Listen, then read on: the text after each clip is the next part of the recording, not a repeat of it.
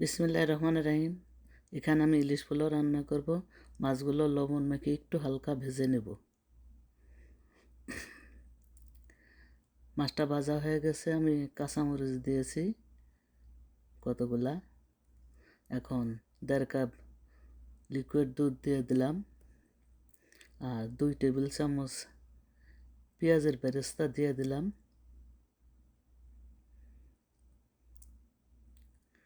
আর কাজু বাদামের পেস্ট দিয়ে দিলাম, আর দেবো 1/2 চা চামচ ধনিয়ার গুঁড়া। এই তো মশলা, আর কোনো মশলা দেবো না। এখন এটা ভালোভাবে কষিয়ে নেব।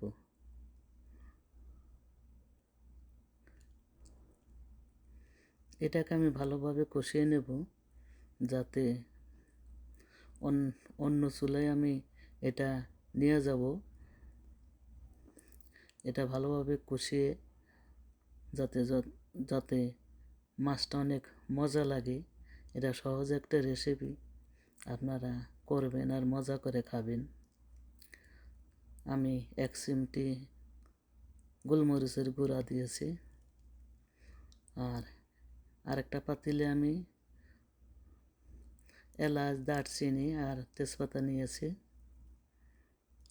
এর ভিতর তেল দিয়ে রসুনের কুচি, আদার কুচি আর পেঁয়াজের কুচি দিছি। এটা ব্রাউন কালার হলে এর ভিতরে পানি দিয়ে দেব 6 কাপ, কারণ চাইল আমার 2 কাপ। 2 কাপের চাউলের জন্য 6 কাপ পানি দিয়ে আমি এর ভিতর লবণ দিয়ে দিয়েছি। আপনারা চাইলে চিনি দিতে পারেন যদি খান, না চাইলে নাই।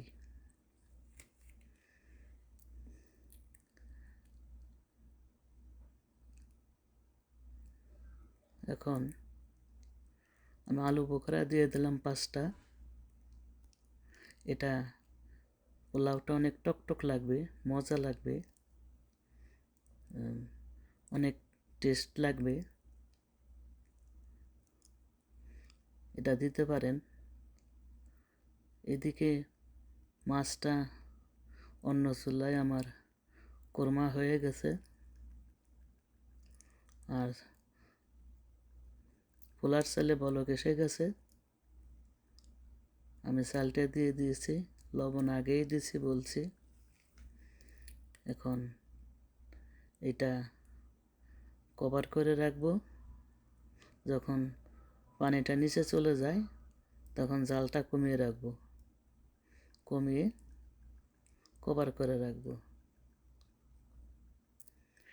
আমার পোলাওটা হয়ে গেছে। আমি এখান থেকে কিছু পোলাও উঠিয়ে রেখেছি ইলিশ মাছ দমে দেওয়ার জন্য। এখন মাছটা দিয়ে দেবো। ইলিশ মাছ অনেক নরম মাছ, অনেক সাবধানে এই পর্যন্ত আনছি। ইলিশ পোলাও রান্না করতে গেলে মাছ ভাঙবেই, এই জন্য আজ অল্প নিছি। যে কয়জন মানুষ সেই কয় পিস নিছি, বেশি নেই নাই। এখন এর উপরে উঠিয়ে রাখা পোলাওটা দিয়ে দেব, দিয়ে সুন্দর করে কভার করে ঢেকে দেব। সুন্দর করে এর উপরে দিয়ে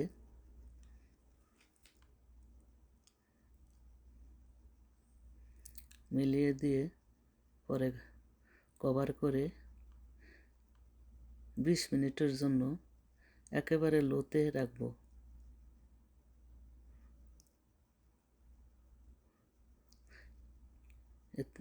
অতি সহজ একটা রেসিপি।